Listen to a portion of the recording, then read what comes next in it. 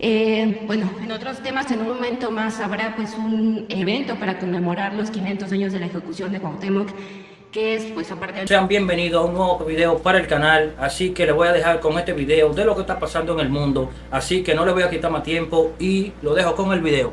El último Tlatoani mexica es considerado como un ícono, ¿no?, de la resistencia indígena ante este proceso pues de conquista española. Preguntarle, México reitera su petición a España que se hizo desde el gobierno pasado de ofrecer un perdón al pueblo mexicano por los crímenes que se cometieron en este proceso de conquista. Sí, de hecho lo voy a mencionar. Fíjense,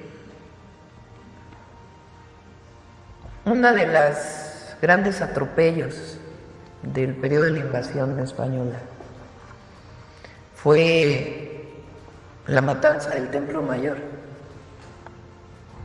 Cuenta la historia que sale Cortés a Veracruz y se queda Pedro de Alvarado a cargo de las tropas. Y en una de las fiestas más importantes del pueblo mexica, con todas las familias alrededor de la plaza pública del Templo Mayor, comienza una masacre. Bueno, ninguna masacre tiene justificación, pero no había nada que pudiera haber supuesto que iban a atacar a alguien. Y la muerte de Cuauhtémoc también es de una crueldad enorme. A Cuauhtémoc lo capturan, él le pide a Cortés que lo mate con su cuchillo en ese momento. Cortés dice que no, y durante años lo tienen cautivo. Lo llevan a Coyoacán, le queman las plantas de los pies, de las manos, para que pudiera decir dónde estaba el oro. Y después de eso se lo llevan hasta Honduras y lo acaban colgando en Tabasco. Se lo llevan hasta Honduras porque tienen temor los españoles de que, como es un símbolo, o era un símbolo, de que pudiera promover el levantamiento nuevamente del pueblo mexica, que tiene una resistencia histórica. El náhuatl es de las lenguas más habladas en México, pero además estaba muy menguado el pueblo mexica y las propias fuerzas de los guerreros, pues por la viruela. No solamente fue, como nos enseñaron en la escuela, que eran las armas que traían los españoles, sino la viruela había menguado, tanto que Cuitláhuac tiene unos meses nada más como Tlatoani, porque muere por viruela. Entonces los españoles tienen que reconocer estas atrocidades. Y el perdón fortalece a los pueblos, a las naciones y a los gobiernos.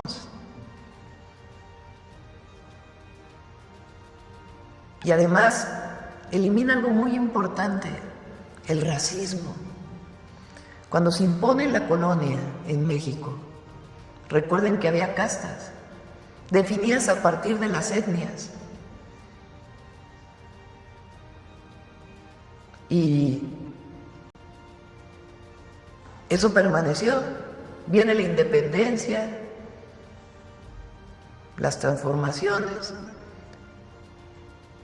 y en México sigue habiendo por parte de un sector pues un racismo tremendo que viene de ahí, como si alguien fuera superior a otro. Que claro, se dice racismo, aunque en realidad en el Homo sapiens sapiens no hay razas reconocidas científicamente. Hay orígenes étnicos distintos, pero se habla de racismo. Entonces, nosotros no invitamos a la toma de protesta al rey de España. porque cuando el presidente López Obrador solicita el perdón, lo hace de manera muy respetuosa, en una carta personal dirigida al jefe del Estado español, que es el rey. Y el rey no contesta, pero sí inician una campaña en contra del presidente López Obrador en España, muy racista, como si fueran superiores. Y filtran un pedazo de la carta, imagínense. O sea, si no estaba de acuerdo el rey, pues se hubiera tomado el tiempo para escribir una carta diciéndole: presidente López Obrador, no estoy de acuerdo con su posición por ABC, en una relación de respeto de los jefes de Estado. Entonces, para mí, yo creo que para el pueblo de México no fue una ofensa solo a un gran presidente, sino es una ofensa a un presidente de México. Y cuando se ofende a un presidente de México, sea el presidente López Obrador u otro presidente, por parte de otro Estado extranjero, pues uno tiene que ser solidario con eso. Decíamos el otro día como cuando en el primer periodo de Trump hace una ofensa a entonces Peña Nieto, al entonces presidente Peña Nieto, y no estábamos de acuerdo con Peña Nieto, entonces éramos oposición, pero el entonces candidato dirigente López Obrador dice: estamos en contra de que se humille a cualquier presidente. Eso no, a México se le respeta. Entonces, esta petición es un engrandecimiento del pueblo y del gobierno español, de reconocer que hubo atrocidades. Entonces, hoy nos da mucho gusto, porque son 500 años de este cruel asesinato, y también una reivindicación de la resistencia de los pueblos originarios y de un hombre valeroso. Gracias, presidente. Acá.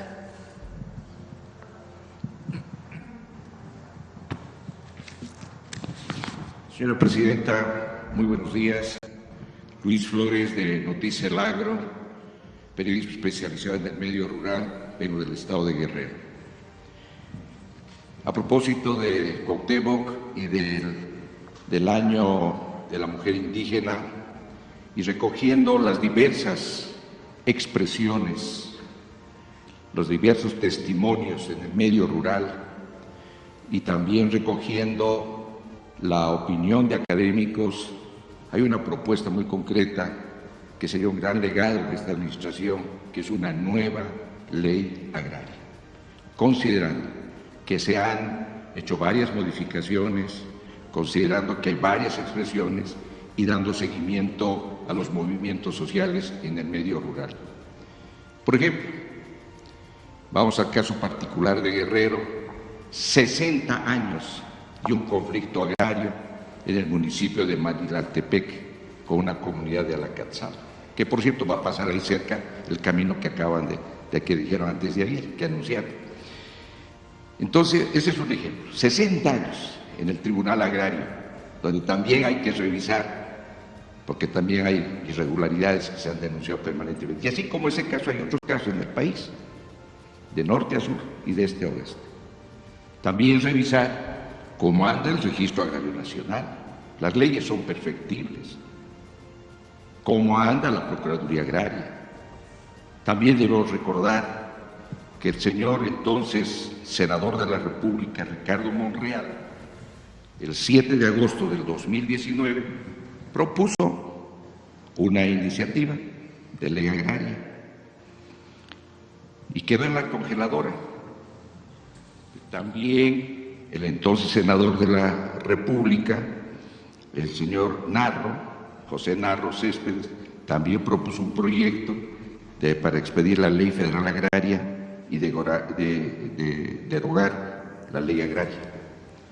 Bueno, hay que recoger todo esto y es una propuesta, una iniciativa social, es académica, etcétera, de hacer una nueva ley agraria. Esa es una primera propuesta que dejamos a su consideración, señora presidenta. Sí, se puede revisar, de hecho le toca a él. Bueno, también hay otro tema. El 16 de enero de este año nos dio mucho gusto saber el Encuentro Nacional Municipal, donde estuvieron gobernadores y presidentas y presidentes municipales del país. Fíjese que es interesante este tema porque había que promover, si así bien lo tienen a recoger, la revisión del artículo 115 constitucional, que es el fortalecimiento municipal. Para nadie es secreto en el país, pues los presidentes municipales sufren las consecuencias de poco presupuesto, hay baja recaudación del predial, hay problemas de corrupción, algunos roban poquito, ¿no? También pues hay votos de poder, etcétera.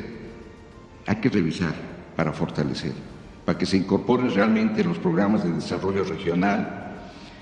Y también hay emociones políticas, y a muchos les ha dado en algunos estados por crear nuevos municipios, pensando que al crear nuevos municipios se va a desarrollar el estado o el país.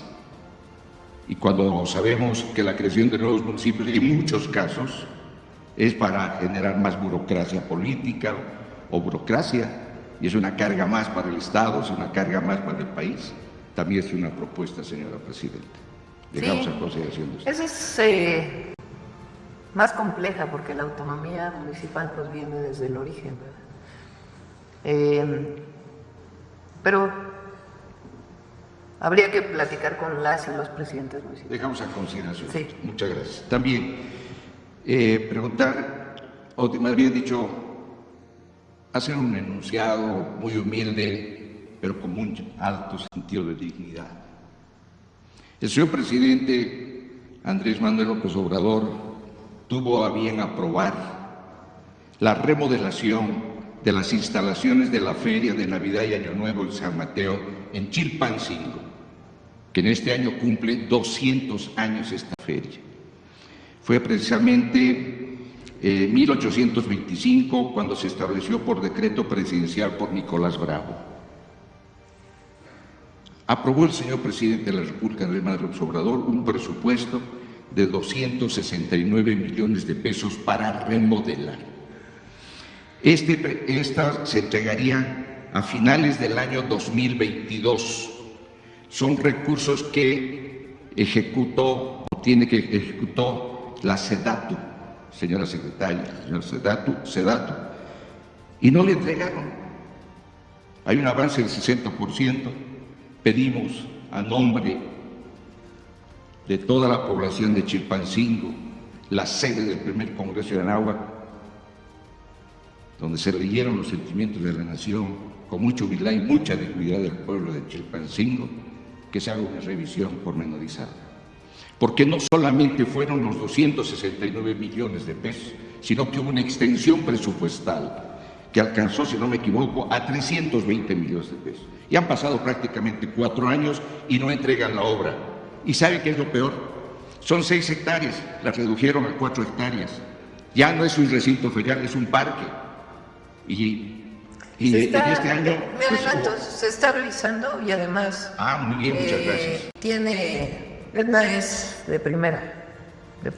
Parte atenta, ¿no? Honesta, conoce mucho sobre el ordenamiento territorial, sobre la vivienda, sobre las obras, y se va a terminar, ¿verdad?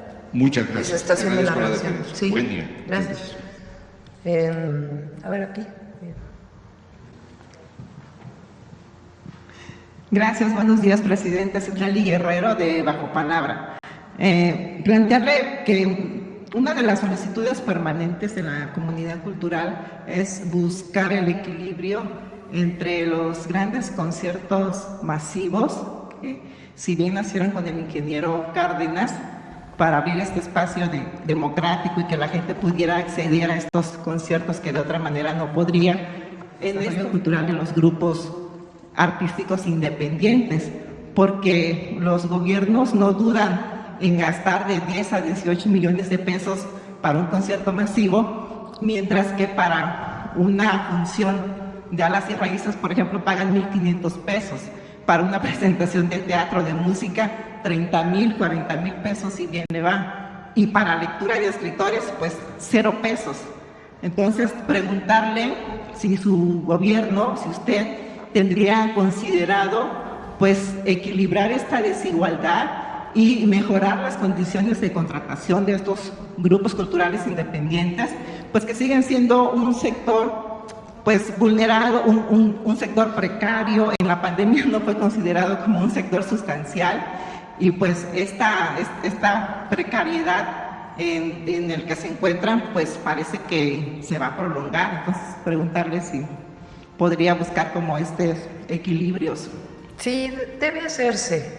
Y hay algo que también está trabajando la Agencia de Transformación, porque parece mentira cuando se contrata a un grupo cultural, a un colectivo cultural para participar en un festival o para desarrollar una actividad o para hacer algún trabajo de cultura comunitaria.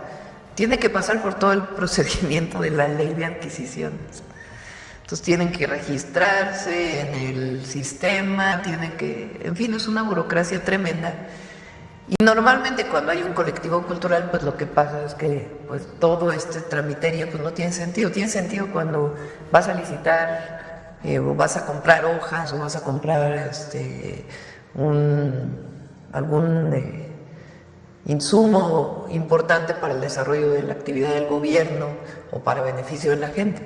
Pero para un colectivo cultural, pues no.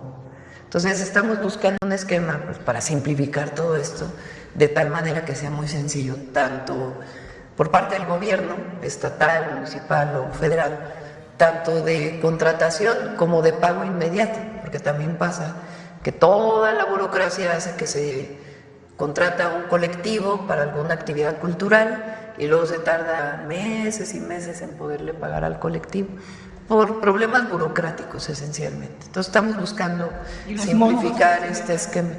También pues eso ya depende de cada gobierno, pero en efecto pues debe de ayudarse a promover a los colectivos culturales independientes.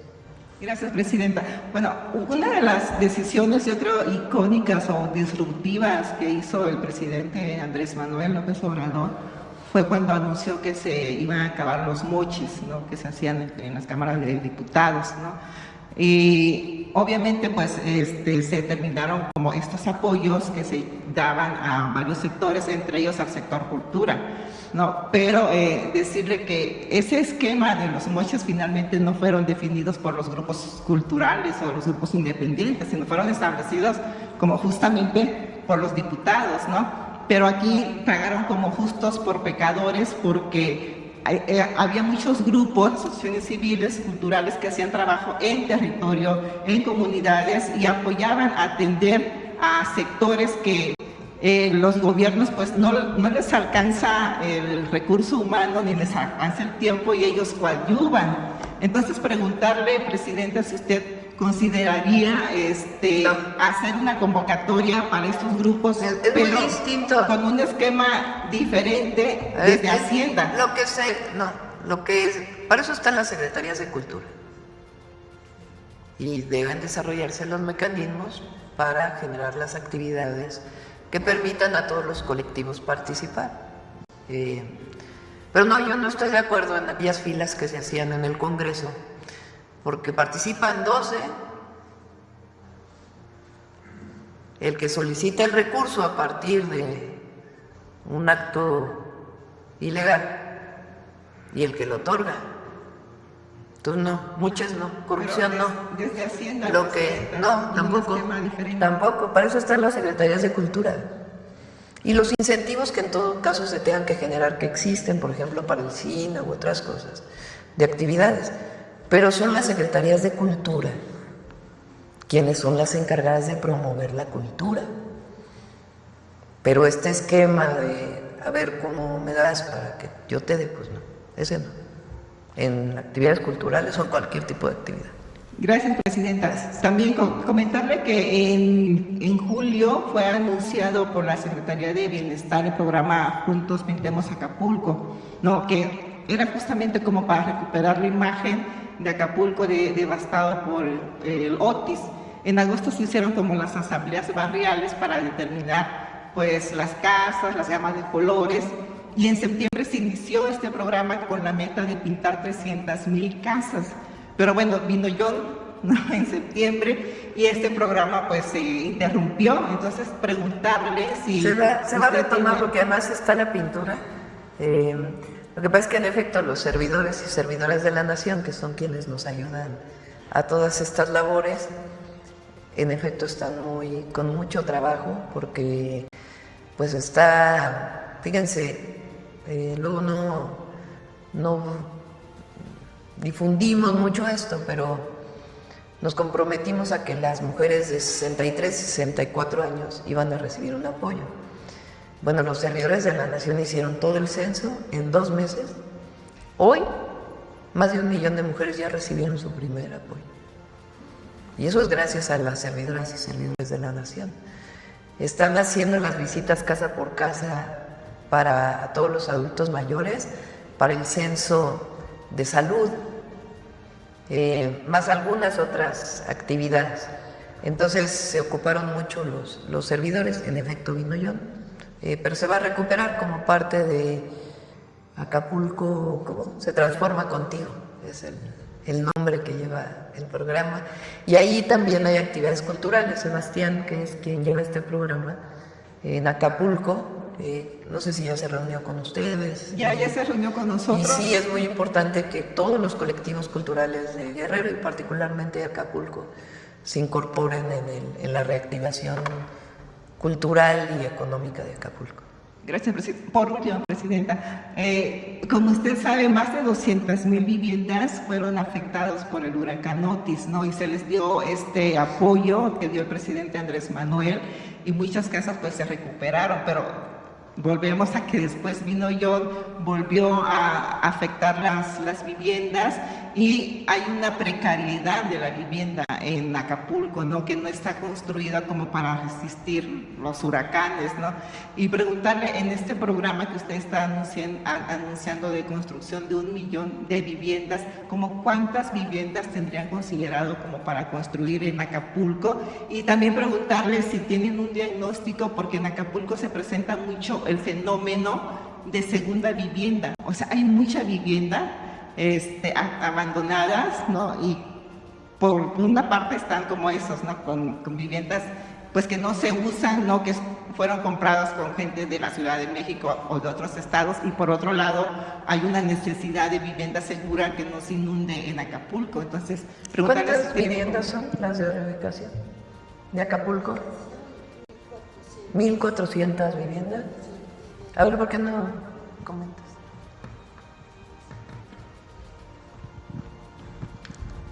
Sí se hizo un diagnóstico muy puntual de la situación de la vivienda desde Otis y después con John, sobre todo sobre la base del censo que hizo la Secretaría de Bienestar. Sobre estos datos sí se les dio apoyo en Otis para todos, y en el caso de John a las personas afectadas directamente, porque si bien fueron menos los daños, fueron más fuertes. Entonces, sobre ese censo se concluye que son prácticamente 1,400 familias a reubicar. Estamos en la búsqueda de suelo para adquirir dentro del programa del 1 millón de viviendas, y cerca de 400 familias que pueden permanecer donde está su lote, pero que se tiene que reconstruir totalmente. Entonces, ya estamos en esta parte de conseguir el suelo, de hacerle ya los levantamientos puntuales para que se inicie ese programa. El resto de los daños fueron atendidos por Bienestar con el apoyo inmediato. Gracias. Sí, recuerden que en Acapulco una parte del trabajo que estamos haciendo es de prevención. Se están desasolvando los ríos, construyendo, ¿cómo se llama lo que está alrededor de los ríos? Para evitar inundaciones. sin protección. Octavio sabe porque como es de Tabasco. ¿Cómo se llama cuando pones alrededor del río para evitar que se inunde? Bueno, en fin, protección para evitar que se las debo la palabrita, para evitar que el río pueda salir, el desasolve. Se están levantando las bombas para agua potable, porque estaban a ras de piso, se dañaron en el Otis y después se dañaron en el Yon, entonces están levantando para que no vuelvan a inundarse. Se está haciendo mucha labor de prevención y además recuerden que con el Yon nosotros apoyamos, ahí sí no fue solo Acapulco y Coyuca, sino a prácticamente todo Guerrero con apoyos para mejoramiento de vivienda, ¿no? Pero aquellas que están en riesgo, se hizo un levantamiento, son alrededor de 1,400. La idea es que no se vayan a vivir otra vez allá por la Renacimiento y la parte alta del cerro, sino que justamente predios abandonados que están cerca de la zona centro se puedan comprar para que ahí se desarrolle la vivienda y también pues se reactive el centro de Acapulco. Esa es parte del proyecto. Es todo por hoy, amigos. Si te ha gustado este análisis, no olvides darle me gusta, compartir y suscribirte, que necesitamos que más personas se enteren de lo que está pasando. ¿Qué opinas sobre todo lo que hablamos hoy? Déjanos tu comentario.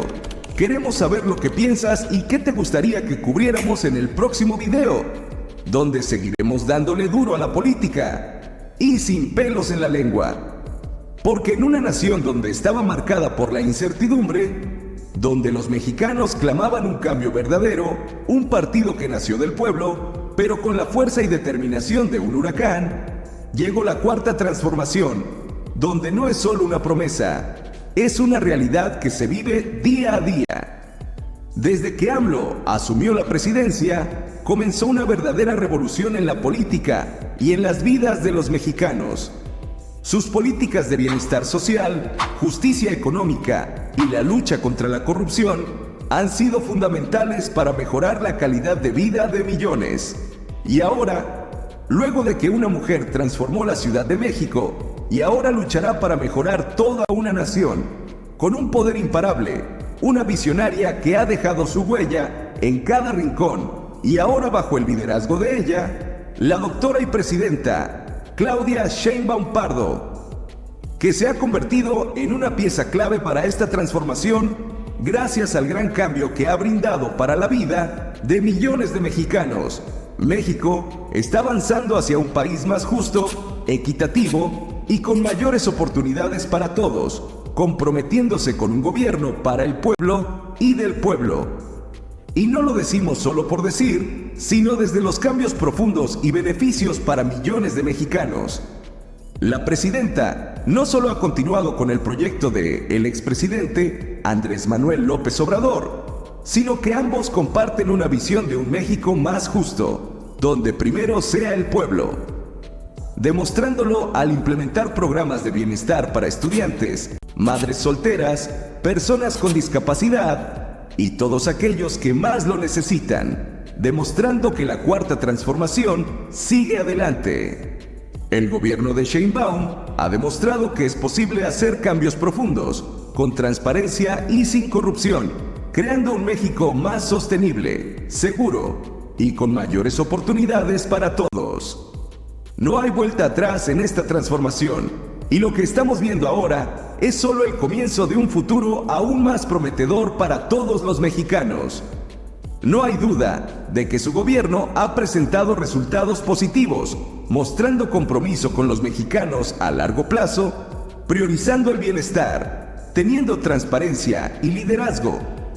Ha demostrado que es posible hacer cambios y mejorar la calidad de vida de la población de quienes buscan un México más justo, sostenible y con mayores oportunidades para todos.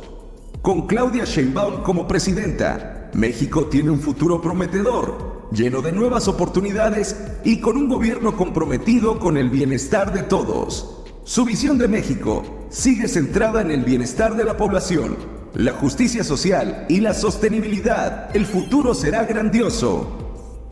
Pero el camino hacia la grandeza nunca es fácil.